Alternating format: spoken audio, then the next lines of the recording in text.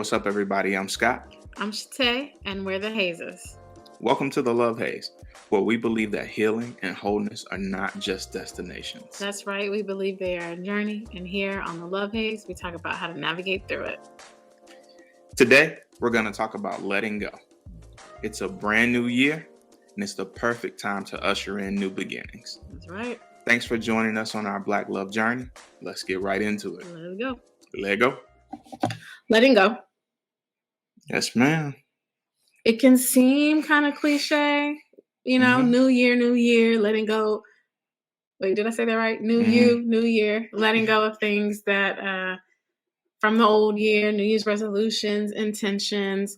But this is something that we came across, even before we knew we wanted to talk about it on the podcast.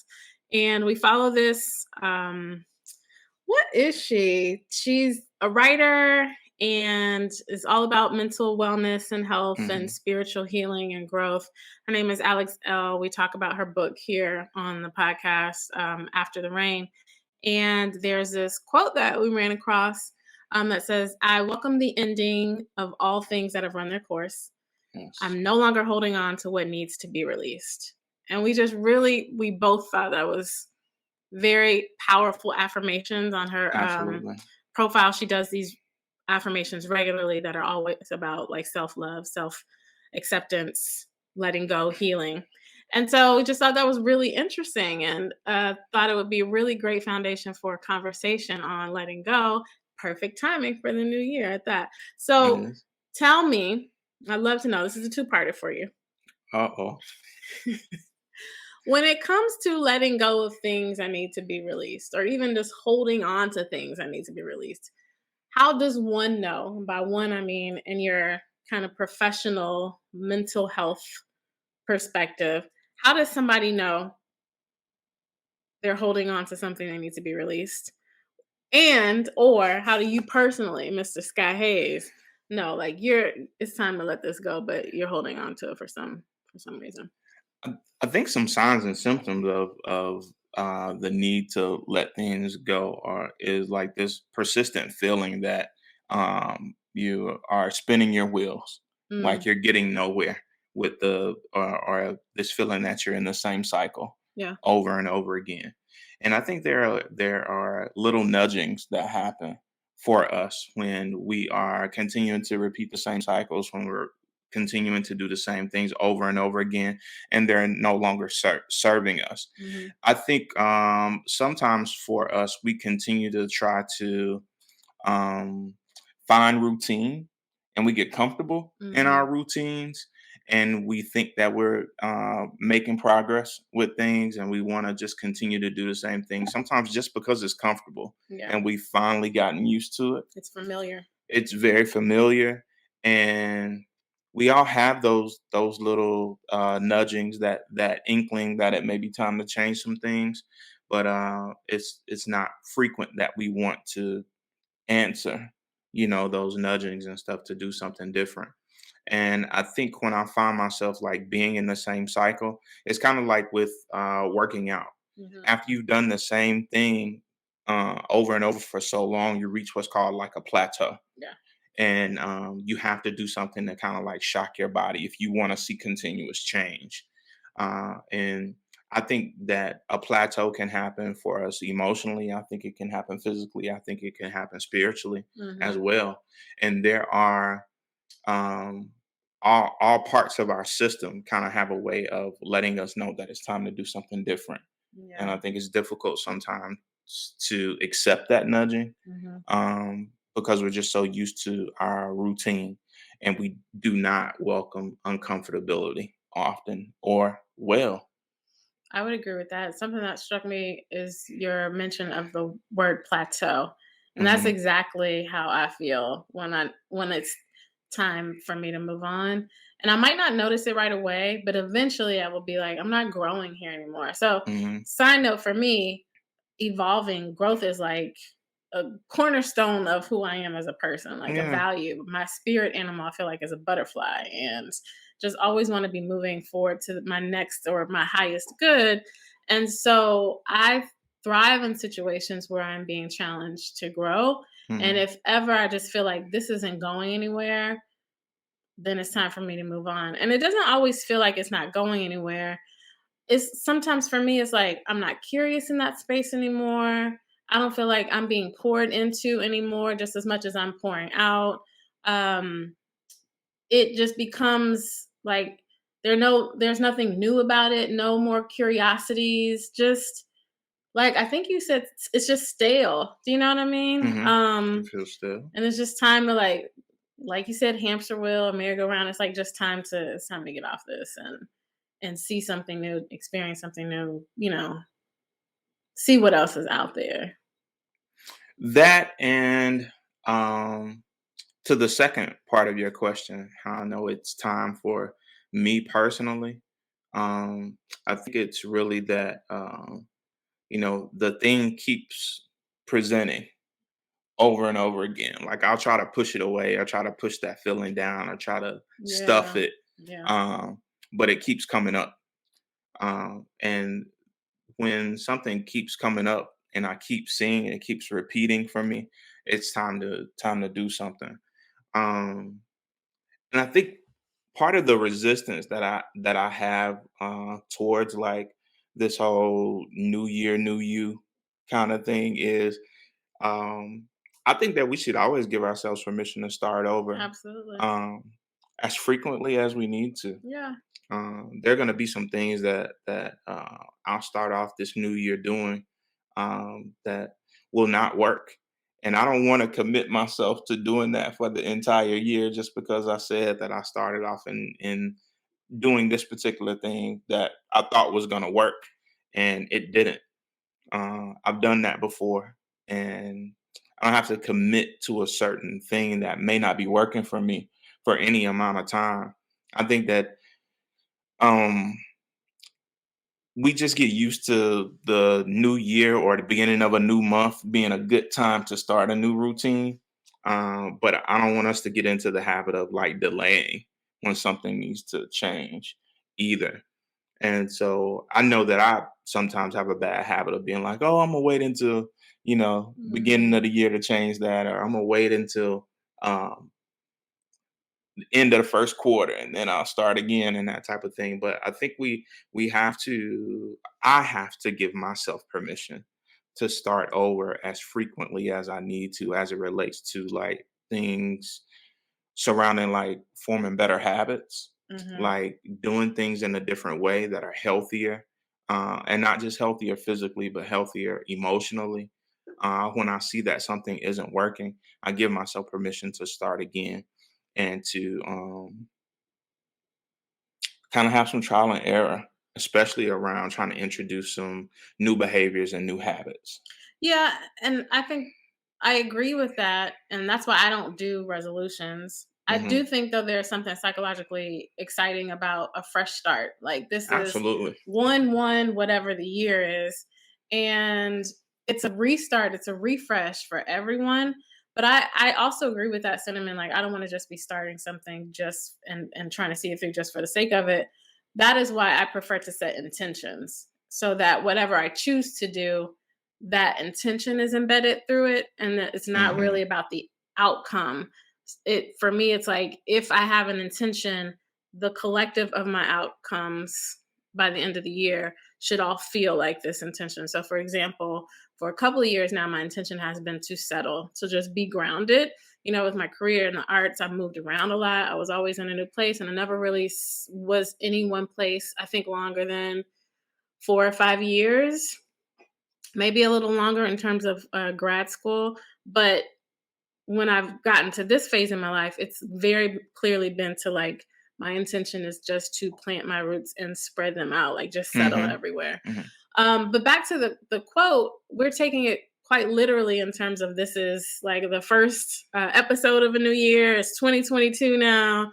Right. Um, but this quote, I think, especially when she says, "I'm no longer holding on to what needs to be released," it really brings to mind for me those intangible things like thoughts, beliefs, um, yeah, the how I my relationship with myself, how I feel about myself, old situations that no longer serve me, hurts, wounds, heartbreak, and it feels like in the cinema, or at least what it drew to me, what I was drawn to was like this idea that I'm not gonna hold on to any thought, limiting belief, practice, feeling, Definitely. emotion that Mhm. no longer serves me. And that was Mhm. like really the biggest appeal for me, Mhm. you know? I definitely agree with that. And sometimes our limiting beliefs, I think we get comfortable with them, and we don't always want to let them go, Yeah. because when you let go of those limiting beliefs and you start to lean into like the full power of who you are, then it requires like a new level of you, like some new behaviors, some new thoughts, some new actions on your part, some new things all the way around. So um, that part can be a little bit of the haze of letting go of the comfortability, letting go of like it, holding on to my shame. Sometimes I get comfortable with my shame. Sometimes I get comfortable with those things that I've told myself about myself that are limiting. Mm. um, and I'm not always comfortable to go to the next level, if that makes sense. But I know that I have to let go of those things because they don't serve me anymore.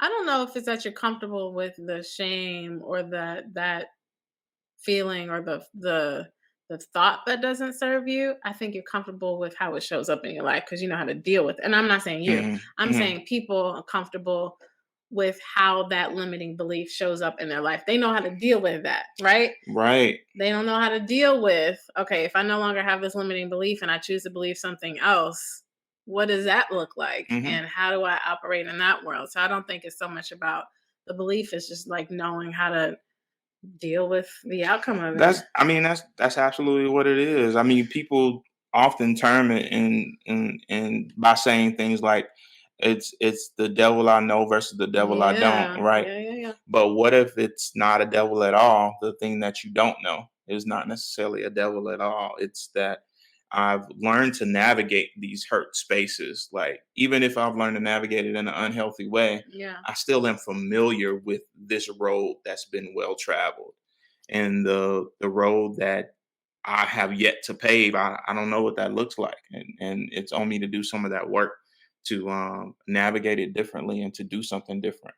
And Yeah. it's hard sometimes to get out of our own way and do those things. Listen, let me tell you whose way I am constantly in is my own self's. Like, be like, girl, sit down somewhere. But speaking of, what are we risking when we don't let go of the things that need to be released? We're risking a lot of times the new things that we've asked for.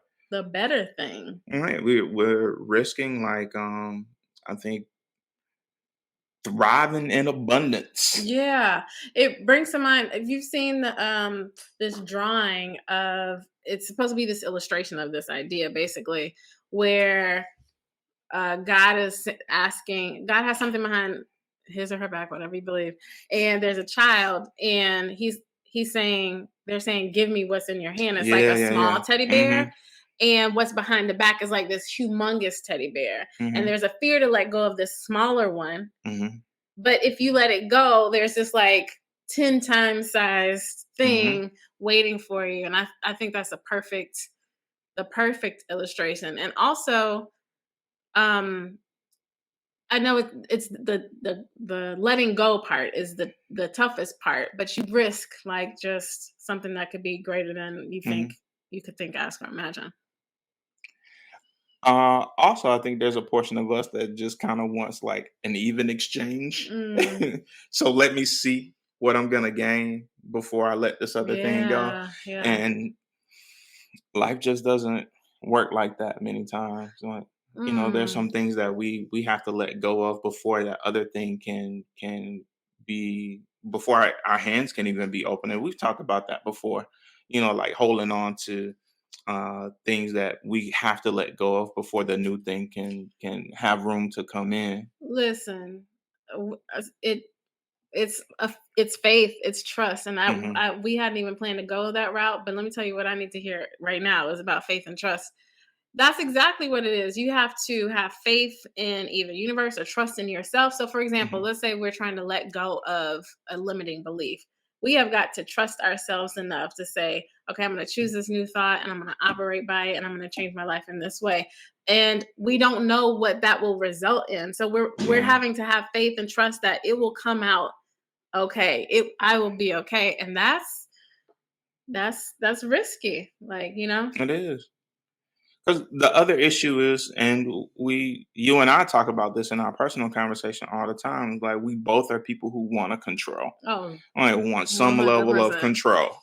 And so you're asking me to relinquish control, right? And not only that, I'm used to, um, even if it's the thing that I'm used to that may not be as beneficial for me or as healthy, or even if it's that small teddy bear, like I know that thing, right? And I have control of that. I have all this.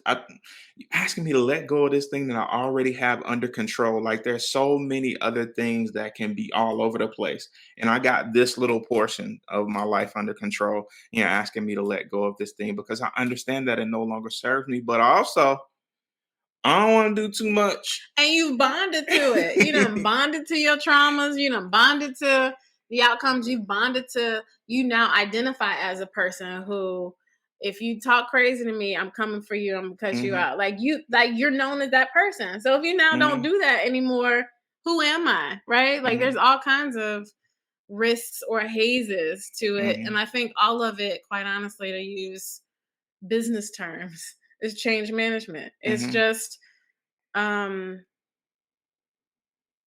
loss, because to in order to get to a new thing you've got to grieve something that was there before, and grief is uncomfortable.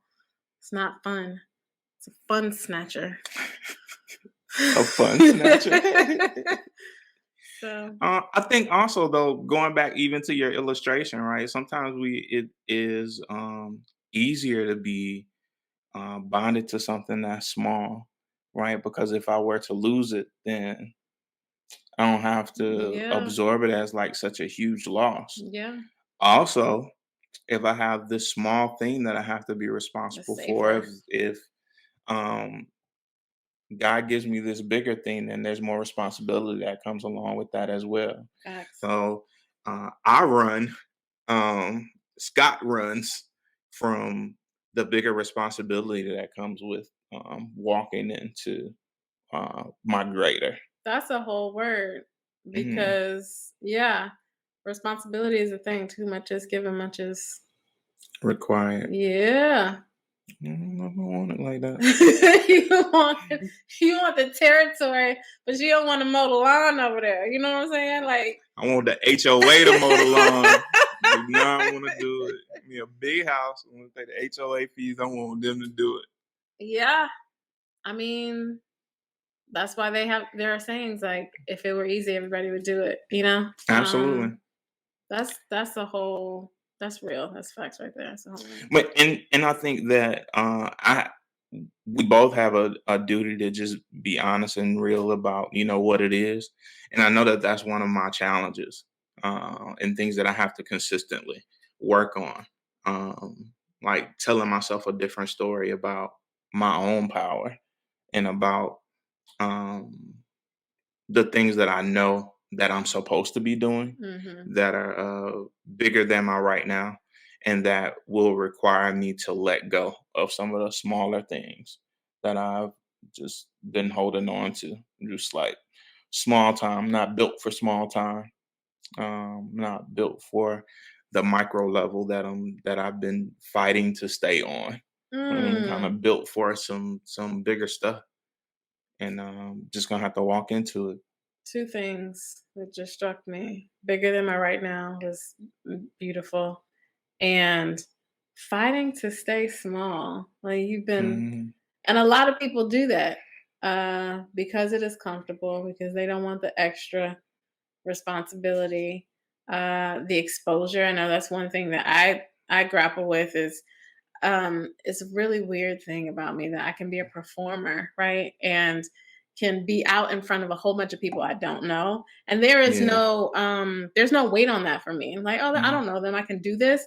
Anytime I would have to perform in front of my peers though, that people I knew, it was just like a whole level of anxiety that I It's it different. was it hit It's way different. different. It's And for different. me, the root of it is, and this is just something I've been working against in the past couple of years, is like this fear of being seen, this fear of Mhm. vulnerability, this fear of being judged. Mhm. Um are probably the biggest things for me. Fear of like looking ridiculous, sounding, looking stupid. Do you know what I mean? Mhm. And just afraid of that backlash as if I couldn't handle it. Do you know what I mean? Mhm. Didn't have enough trust in myself, trust in my spirit that I could, one, rise to the occasion, and two, you know, deal with it. I mean, I always did the thing, but I always think about like, oh, my light could have been so much brighter if I had Mhm. just trusted myself. I probably could have booked Beyonce if I had, just trusted myself and Yeah. opened up, and you know those smaller auditions where I knew everybody there, and just You're the smartest person I know. mm, babe, that's so sweet. And what you doing dancing for Beyonce when you supposed to be doing this? I Doing what mean, you're doing. you want what you want, right? Like Yeah. I want to be on stage doing upgrade me, and let me upgrade you. Like who don't want to do that? Who don't want to go on tour and like see the world? I also know on the back end it's a whole other story. Just after the lifestyle of that just wouldn't have suited Mhm. my whole being. So I'm sure I was saved from a lot of things, but still. Mhm. I believe that we all get what we're supposed to get Yeah, man. in the moment. So Hmm. I think that uh, everything that you had with exposure to that lifestyle, even knowing on this end that it is not something that you would have thrived in, Yeah, right? That experience helps you to be able to touch like the students that you work with, to drive the career advice that you do, to write the articles that you write for Dance Magazine and all those things. You can't write the things that you write from the standpoint of someone who's never done it, that's true. right? That's So true. even in some of the disappointments that I have had, I would not be the social worker that I am had I not had those losses, those lessons, those experiences. Because one of the things, even the veterans and stuff that I work with, they honor the experience. Yeah. They honor when you've had some similar experiences. Hmm. Some of the groups that I do, um, especially like with working with men, Hmm. and talking about emotions and those types of things, they honor those groups, and it's one of the most highly touted groups that we have in my program, because those men are like, yeah, I've been there before, and this feels like somebody's telling me something based on their experience rather than telling them something that they read in a book. Based on theory. Right. So um there's no replacement for that type of learning and experience and sharing with other people. So it's something that we're both supposed to be doing with what it is that we know and what we've experienced. Yeah. That is way better than Beyonce. How would you be here with me if you had been with That's a Beyonce? good You know point. what I'm I don't saying? know that I would have. And I'm here to tell you that you won. Beyonce lost, but You right. you won. You I right. definitely You right. So we talked a lot about Hayes's won. Mhm. loss, the experience of loss, of fear, all the risks associated. How you push through that to let it go anyway?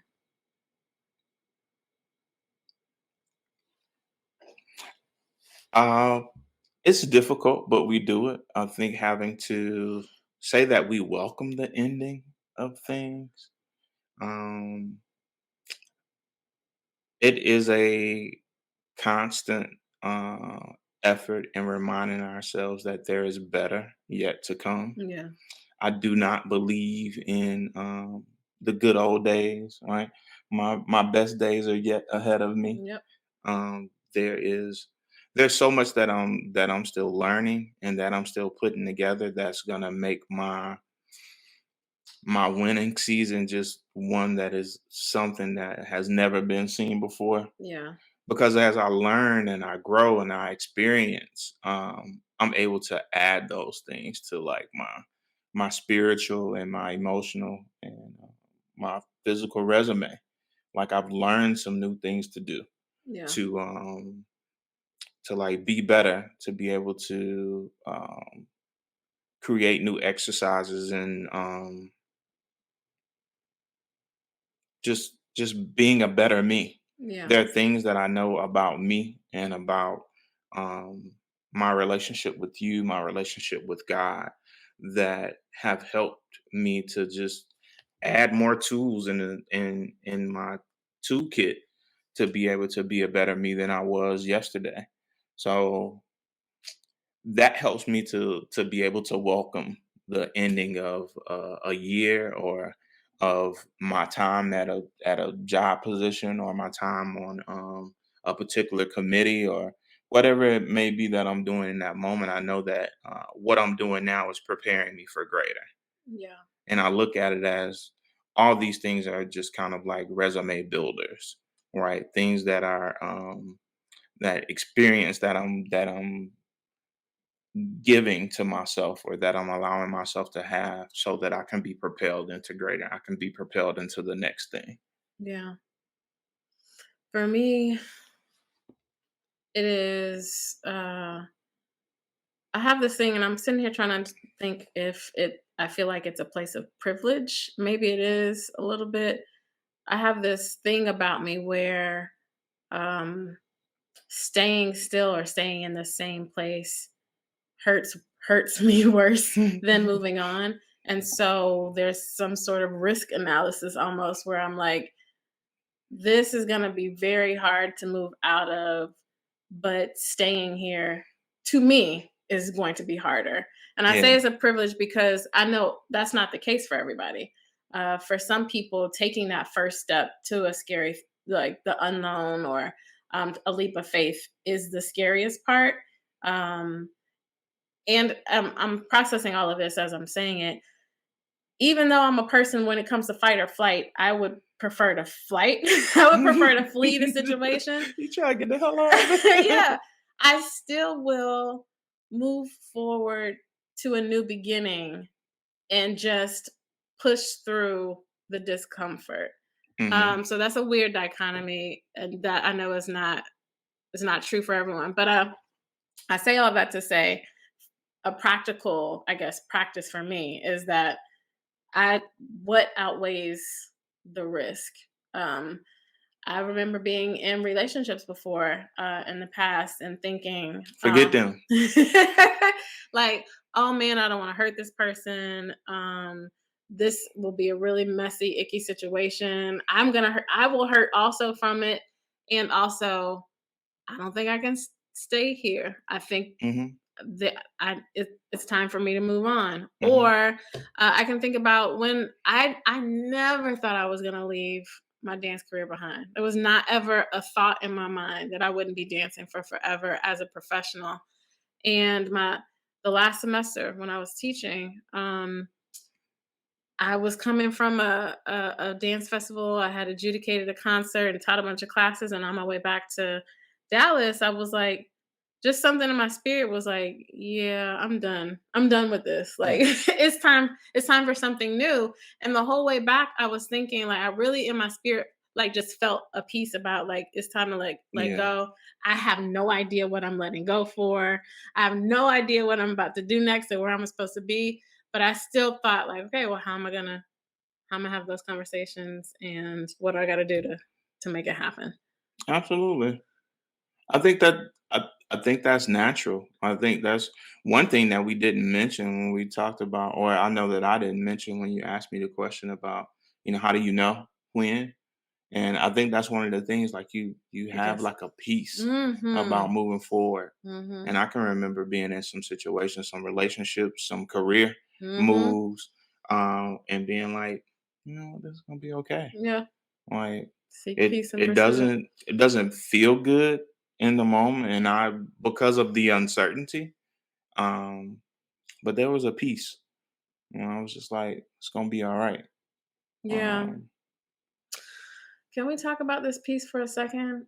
So we're talking about situations where we are the main folks that are impacted for the most part. Can we sit a little bit in the space where if the thing you have to let go of is another person and how like mhm, you're going to injure them and injure yourselves, and that just doesn't feel good at all. Whether it be romantic relationship, a friendship, mhm, um professional relationships with jobs, like when you know you've got to let go of another person, that really sucks too.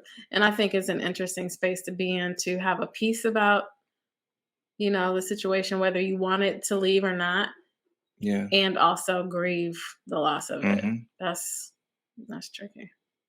There's something though that I think that each person who is exiting a space is supposed to not only learn from that situation, but when you know that your time in a place has come to an end, like you have a duty to the other person to let them know, like I'm not present here anymore, Yeah. and I can know that there is something better for both of us out there, and I ain't gotta hate you, Yeah. right? I don't want to exist in this place of hate and resentment because I stayed too long, Yeah. right? When you know that your time is up and it's time to move forward, if there's not benefit that I can still bring to this space, if the only thing that is happening in this space is I'm resenting you, friendship or otherwise, then it's time to move on to a different space. And I do you a disservice if I know that information, I've already reached my peace and I'm just staying. Yeah. Right. And so I think that there are other mountains that we have to climb, and there are bridges that we have yet to build for people to, and a part of my why for this podcast has always been to like be a bridge builder, Hmm. be a person who says that I don't have the answer for everybody. It's not a cookie cutter response.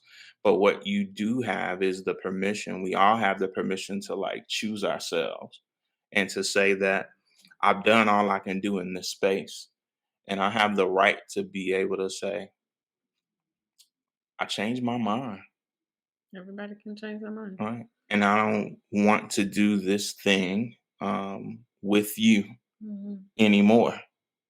Um, and that doesn't mean that we have to be, again, people who throw people away. Yeah. Like you can shift out of a space. Most relationships that I've seen that have gone to a space of like, I hate you, I ain't never talking to you again, is because people don't know how to close I chapters. stay too long. Right. You can close a chapter and we don't have to like dismiss and hate each other and move on to different things without there being hate there. We end up hating people who we feel like you knew you didn't want to be here anymore. You didn't communicate that. You stayed and you used me, and That's resentment. That's just that's pebbles some have built up. Yeah. right. Those are some other things, but I think that we have to be adult enough and concerned enough about ourselves to be able to say and use our words and communicate U- and be able to say like Use it's time to our move. words, It's grown people. right. It's time to move. I want to do something different. I don't know what that looks like, but I know my time in this space is not fruitful. And Fruitful is a perfect word. I want to be in spaces, relationships, hmm circumstances that are fruitful. And for me, that is hmm the number one indicator. If this is not fruitful in any way, what does it look? Do I still need to be here? hmm And it's not always as black and white as that, but that's definitely a marker for me. You have any memorable lessons, or what about the most memorable lesson you feel like you learned about letting go when something's run its course? Most of the lessons, to be honest, have come from me on like the back end when I've shifted out of one particular position into like another, particularly for the job that I'm in now.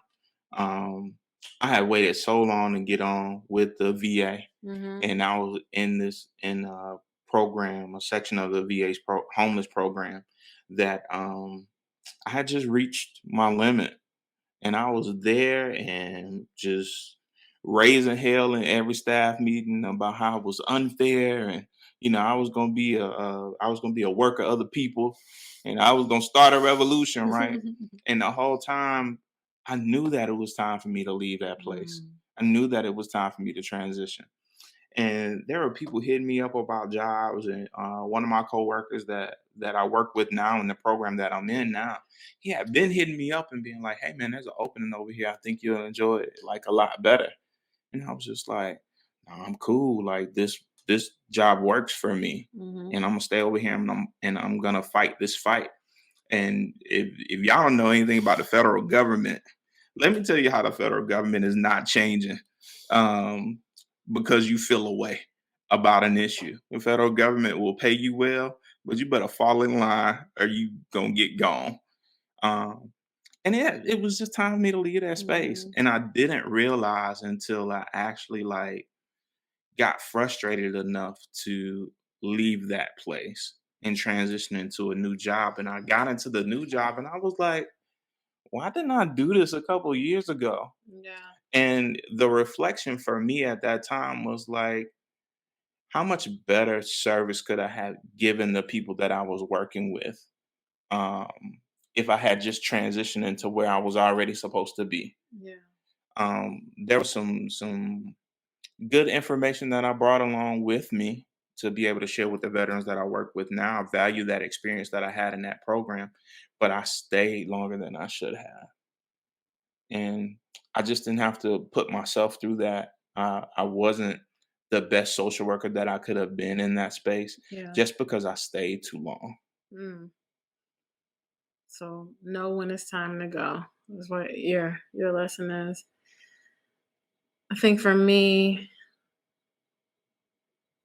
I'm thinking about a time when I knew it was time for me to move on from a situation and I was ready to move on from it.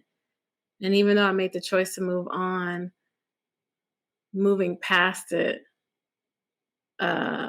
was a haze and a half, meaning I was going back and forth, constantly questioning myself. Did I do the Hmm. right thing? Well, I thought I said I wanted to do this, but I missed that situation so much. Hmm. Uh, and I went back and forth a really long time, questioning myself, not getting over it, just stuck there. Hmm. And the lesson for me is I spent a lot of time thinking that something was wrong with me for feeling that way, Hmm. for feeling stuck and for questioning myself and doubting myself. And on this side of it, and maybe this is me just wanting to love on my younger self and say you did Hmm. the best that you could and that I love you anyways.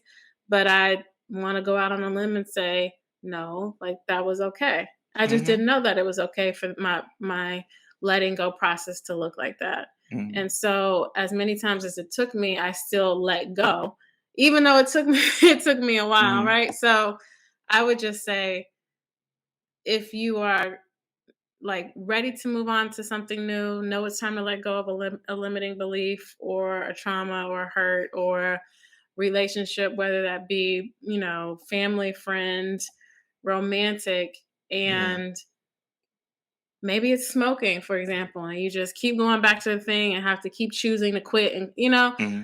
um, that's okay. The process, however you process through the letting go, try not to haze yourself through that. Like, because I Yeah. definitely spent a lot of time like beating myself up, which is true to form, Hmm. about Same. how why was it not a clean break for you? Why Hmm. couldn't you just like step out and not look back? And I spent a lot of time looking back, and I just want to say, I think that's okay. It is. It's also human nature. Yeah, If people try to people nobody can talk you out of your humanity yeah, and your human experience, right? I think people make efforts to make it make sense. yeah, But a lot of times when you're dealing, especially with like human behavior, human relationships. It's not gonna be clean, right? And in some ways, that ends up being the beauty of it. Like we get Mm, a chance to go back and see where we erred. Um, we have a chance to make the adjustment. Um, it's not a battle if you don't have to do some bobbing and weaving. But there are some things that we're supposed to learn. There are some bridges that we're supposed to build, some things that we're supposed to do to prepare others for the same path, um, that our own unique experience prepares us for. mhm, And if everything that I go through is just clean and it doesn't have any ebbs and flows and there are no deep curves and you know um, I still think the same thing. It's not a life well lived. mm, Um, my duty is to go back and put some warning signs up for folks. Not to tell them that you're not gonna go and there's gonna be this deep curve there. that's good. My duty is to put the warning sign up to be like, hey, I came this way.